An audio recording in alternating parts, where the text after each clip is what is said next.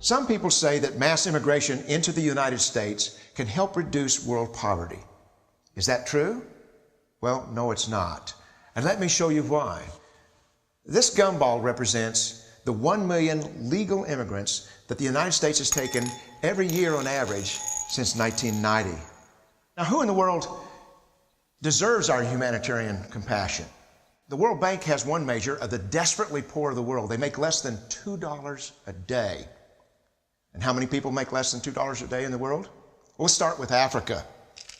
In Africa alone, there are 650 million people who make less than $2 a day. 650 million.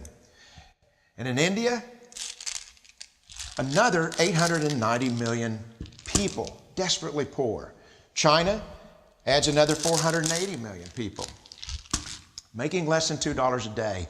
And unfortunately, the rest of Asia has a heartbreaking 810 million people who the World Bank says make less than $2 a day. And finally, there's 105 million of Latin America's population that are desperately poor. All told, the World Bank says there are 3 billion people in the world, 3 billion people who are desperately poor, making less than $2 a day. That's 3,000 gumballs.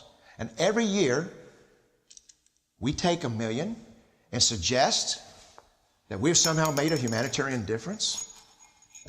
Of course, we don't pull our immigrants from these desperately poor populations, do we? These people are too poor, too sick, too disconnected to make it here as immigrants. We tend to pull our immigrants out of the better off poor of the world. And Mexico tends to define the type of immigrant that we bring here because the plurality of people come from Mexico. And Mexico is poor. How many people in the world live in countries that have average incomes lower than that of Mexico? And the World Bank tells us that that number is these 3 billion plus another 2.6 billion people. 5.6 billion people in the world who live in countries with average incomes below that of Mexico. That's 5,600 gumballs. And so what is it that the elites are telling us? They're telling us that when we take this 1 million immigrants,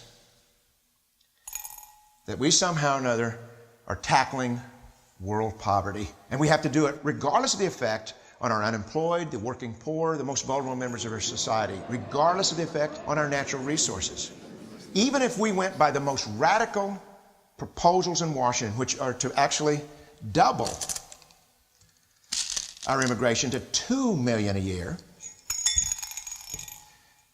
which would totally overwhelm our physical, natural, and social infrastructures, we couldn't make a noticeable difference. And we may be really hurting the impoverished people of the world because the million that we do take are among the most energetic, often the better educated, certainly the most dissatisfied people that if they did not immigrate would be the agents for change to improve the lot of all the people in these countries.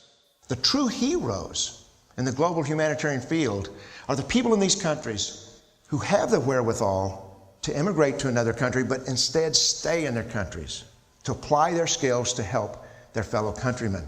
Unfortunately, our immigration system tends to entice these very type of people to abandon their countrymen.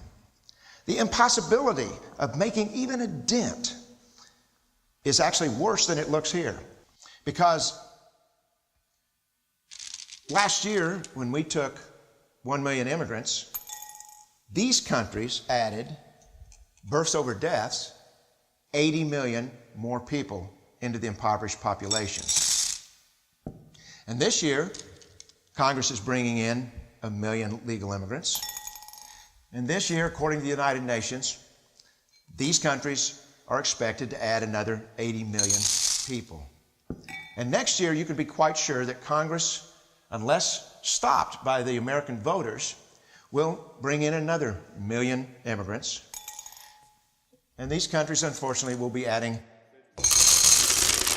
another 80 million people. into these impoverished nations. We could take 5 million a year, but we'd never get ahead of what's happening in these countries. Not in this century. Don't you see? Immigration can never be an effective or significant way to deal with the suffering people of the world. They have to be helped where they live. 99.9% of them will never be able to immigrate to a rich country. There's no hope for that. They have to bloom where they're planted. The only place that 99.9% of these people can be helped is where they live. Let's help them there.